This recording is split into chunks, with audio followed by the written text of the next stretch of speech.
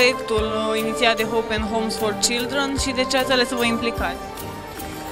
Proiectul lor mi se pare extraordinar, i-am descoperit de curând, nu știam că activează încă din 1997 în România.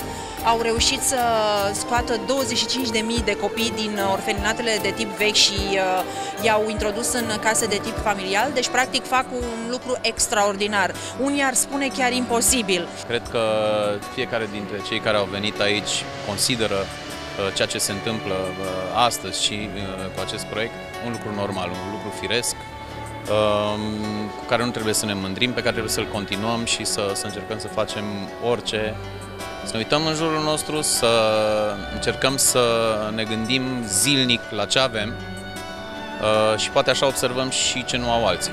Oricine aude ce face această organizație HHC România, Hope and Homes for Children, deci speranță și case pentru copii.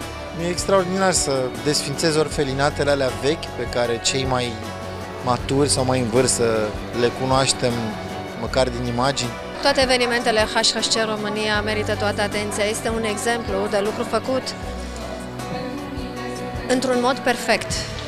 Deci este o acțiune cu început, cuprins și încheiere, de la care noi, cei din România, îmi pare rău că trebuie să spun lucrul ăsta, avem foarte mult de învățat. Și noi am fost ajutați de foarte multe ori de-a lungul vieții și este important să nu uităm. Știu ce înseamnă să bați la uși și nimeni să nu te bage în seamă, știi? Și să ai nevoie de un mic ajutor, pentru început. În viața mea au existat multe persoane care mi-au influențat destinul în bine și știu ce înseamnă importanța unei mâini care este întinsă în ajutor. Care sunt cele mai importante lucruri pe care le putem învăța de la copii? De la copii?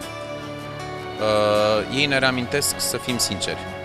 Cred că copiii ne învață pe noi ceea ce noi adulții am uitat și ne permitem să ne batem joc. Ce înseamnă viața, ce înseamnă moralitatea, ce înseamnă să ne jucăm, ce înseamnă ziua de mâine.